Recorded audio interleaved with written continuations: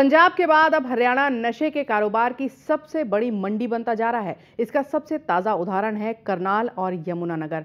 यहाँ युवा तो युवा, बच्चे भी ड्रग्स लेने के आदी हैं क्योंकि यहाँ नशा बिकता है। नमस्कार, मैं हूँ गुंजन। आप देख रहे हैं आपके मुद्दे आपकी राय, और हम आज जिस मुद्दे पर बात करेंगे वो है हरियाणा में बढ़ता नशे का कारोबार।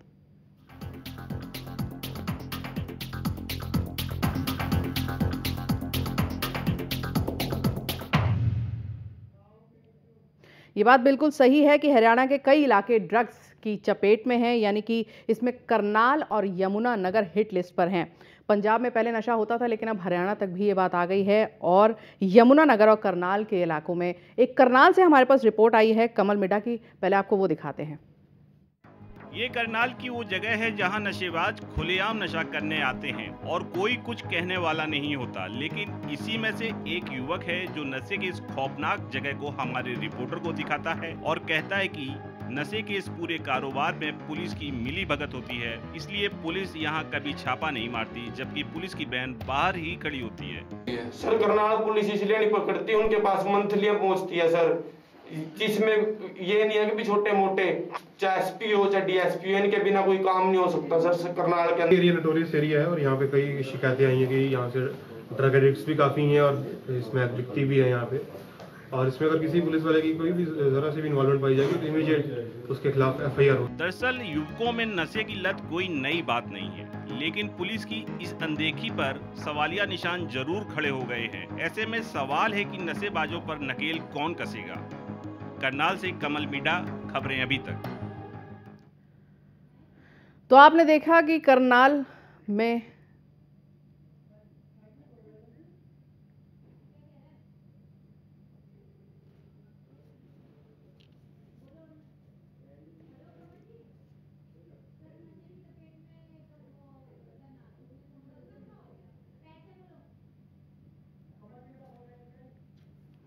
चलिए, करनाल से हमारे रिपोर्टर कमल मिड्ढा हमारे साथ जुड़ गए हैं। कमल जी, वेलकम टू आवर शो। कमल जी, आप तक हमारी आवाज पहुंच रही है? हाँ जी, अपना प्रश्न दोहराएंगे।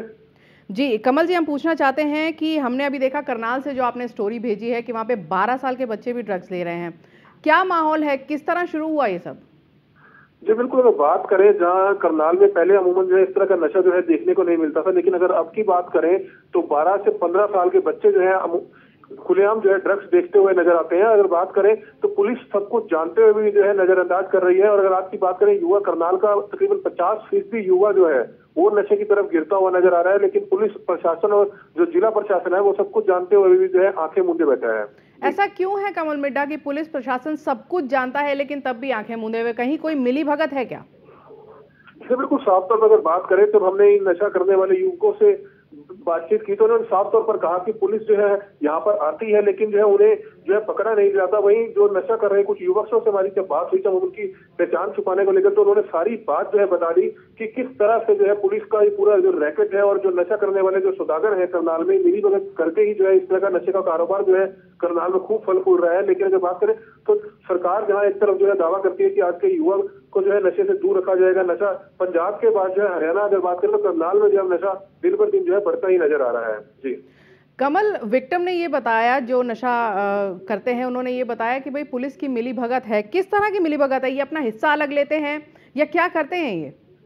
जी बिल्कुल, बात करें जब करनाल में 50% युवा जो है नशे की चपेट में जा रहा है और करनाल के जहां हमने जिन इलाकों पे जाकर जो है अपने कैमरे से ये तस्वीरें सारी कैद की तो पुलिस चौकी जो है मात्र वहां से कुछ ही दूरी पर थी और पुलिस सब कुछ जानती है कि यहाँ के जो युवा है यहाँ आके नशा करते हैं और कहाँ से नशा खरीदते हैं। करनाल का जो रामनगर प्रेमनगर एरिया है वह जो है करनाल में पिछले कई सालों की अगर बात करें तो नशे का जो है अड्डा बनता जा रहा है, लेकिन पुलिस सब कुछ उनके ठिकानों के बारे में जानते हुए भी जो है वहाँ पर व्यक्ति जैसे कि हमने करनाल पुलिस अधीक्षक से भी जो है इस बारे में बातचीत की अभिषेक, जैसे उन्होंने साफ तौर पर कहा कि इस तरह की शिकायतें काफी मिल रही हैं, लेकिन जो है अगर कोई भी पुलिस का अधिकारी जो है दोषी पाया जाएगा तो उसके खिलाफ भी जो है सजा जो है उसके खिलाफ भी जो है कार्रवाई की जाएगी। ये खुद जो है करनाल पुलिस अधीक्षक का मानना है कि कहीं ना कहीं जो है पुलिस के अधिकारी जो है इस नशे के कारोबार में जो है संलिप्त है, लेकिन कोई भी कार्रवाई किसी की तरफ से अब तक कोई पहल नहीं की गई है। जी कमल, अगर खबरों की माने तो विक्टिम ने ये भी कहा कि वो पकड़े गए थे लेकिन हिस्सा लेके पुलिस ने उन्हें छोड़ दिया। जी बिल्कुल, बात करें हरियाणा पुलिस पर तो है इस तरह के काफी गंभीर आरोप पहले भी लगते रहे हैं, लेकिन बात जो आती है वो आज के युवा पीढ़ी की है। युवा पीढ़ी जो है खतरे की तरफ जा रही है, मौत की तरफ जा रही है। इस बारे में सबसे ज्यादा जो है जागरूकता की भी जरूरत है। वहीं पुलिस प्रशासन और जिला प्रशासन का कर्तव्य बनता है कि वो इस तरह से जो युवा पीढ़ी बर्बाद हो रही है उसको जो है रोके, बल्कि जो है उनके नशे के सौदागरों के साथ जो है मिली भगत कर इस तरह का जो कारनामा करनाल पुलिस कर रही है करनाल में, वाकई जो है ये काफी जो है शर्मनाक बात है। करनाल पुलिस को चाहिए कि इस तरह से जो नशे के सौदागर हैं करनाल में खुलेआम जो है नशा बेच रहे हैं और जो युवा है वो युवा पीढ़ी जो है नशे की तरफ भागती नजर आ रही है, उसको जो है नकेल कसी जाए ताकि इन नशे के सौदागरों पर जो है कोई कार्रवाई की जाए और उनको जो है गिरफ्तार किया जाए। कमल, कौन लोग हैं ये जो नशा बेच रहे हैं? ये कुछ लोकल लोग हैं वहाँ के या बाहर से कोई आए हैं? जी बिल्कुल, मैं आपको बता दूं कि करनाल के रामनगर प्रेमनगर एरिया में जो है करीबन 2 से 3 जो है ये ड्रग्स के सप्लायर हैं जो काफी सालों से जो है अपने घर से ही इस कारोबार को जो है अंजाम देते आ रहे हैं। और वहीं रहने वाली महिलाओं से, वहां रहने वाले कुछ लोगों से भी हमारी बातचीत हुई थी। उनका कहना है कि कई बार जो है पुलिस को इन लोगों के बारे में शिकायत की जा चुकी है, लेकिन पुलिस जो है सब कुछ जानते हुए भी जो है मुंह फेर कर यहाँ से चली जाती है। और उनका साफ तौर पर कहना था कि पुलिस और जो नशे के सौदागरों की मिलीभगत है वो जग जाहिर है, इसमें कोई दो टूक बात नहीं है। क्योंकि जब खुलेआम करनाल में जो युवा है नशा करते हुए पाए जाते हैं, लेकिन कोई भी कार्रवाई पुलिस की तरफ से नहीं की जाती और ना ही उन युवाओं को जो है पकड़ा जाता है जो इस तरह का नशा करते हैं। क्योंकि पुलिस को चाहिए कि जो नशे के सौदागर है जो करनाल में फलता फूलता जा रहा है नशा, आसपास के जिलों से भी अगर बात करें तो जो हमने जो करनाल के रामनगर एरिया का जब दौरा किया तो ये भी पता चला कि जो नशा करने वाले युवक है वही जो है आगे नशे का सप्लायर बन जाते हैं और वही जो है करनाल समेत आसपास के जिलों तक में जो है इस ड्रग्स का जो गोरख धंधा जो फैला हुआ है उसकी सप्लाई करने पहुंचते हैं। जी कमल, बड़े अधिकारी भी दावा करते हैं कि इस तरह की मुहिम उन्होंने चलाई है जो नशे के खिलाफ है। क्या है उस मुहिम के तहत? कुछ होता तो नजर नहीं आ रहा।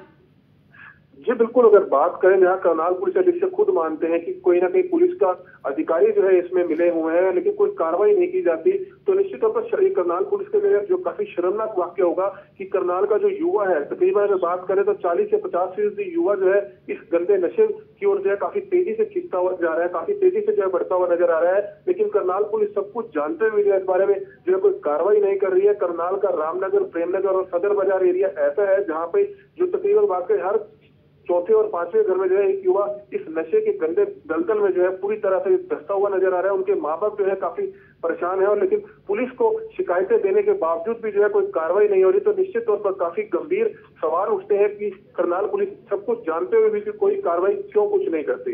कमल, जो जगहें आपने बताई हैं जैसे सदर बाजार का इलाका, ये तो काफी भीड़ भाड़ वाला इलाका होता है, तो क्या ये खुलेआम होता है जो नशा बेचा जाता है या खरीदा जाता है? खरीद फरोख्त जो है खुलेआम होती है क्या?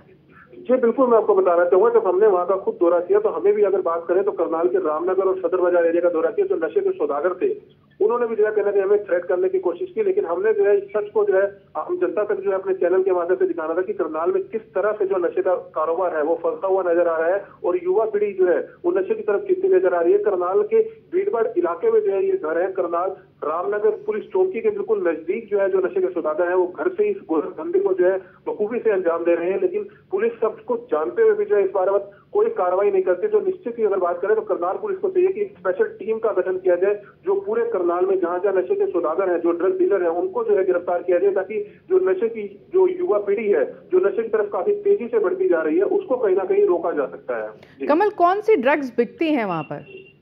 जी अगर बात करें करनाल में जहाँ 3 से 4 साल पहले इस तरह के नई नशे आते थे, पहले जो सिंपल अमूमन तौर पर युवा पीढ़ी जो थी वो शराब का सेवन करती थी, लेकिन अगर आप बात कीजिए तो स्मैक, ड्रग्स, गांजा, इन तरह के जितने भी नशे हैं वो इजीली अवेलेबल हो जाते हैं करनाल में। जो कॉलेज और के छात्र, यहाँ तक कि छात्राएं भी जो है इस तरह का जो नशे का जो है सेवन करती हैं। जैसे कि जो नशा करने वाले युवक थे जो करनाल के रामनगर पुल के पास जो है बैठे हुए थे, जब हम वहाँ पहुंचे तो काफी युवक जो है वहां से भाग गए। जब उन्होंने देखा कि जो मीडिया की टीम है यहाँ पहुंच चुकी है, अगर बात करें तो पुलिस को चाहिए कि निश्चित तौर पर इन नशा करने वाले युवकों पर जो है नकेल लगाई जाए, लेकिन पुलिस जो है सब कुछ जानते हुए भी कोई कार्रवाई नहीं कर रही है।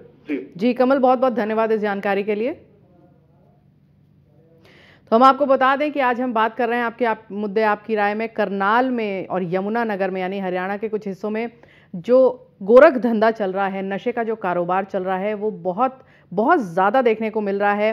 बच्चे भी इसकी चपेट में हैं, युवा तो चपेट में हैं ही हैं।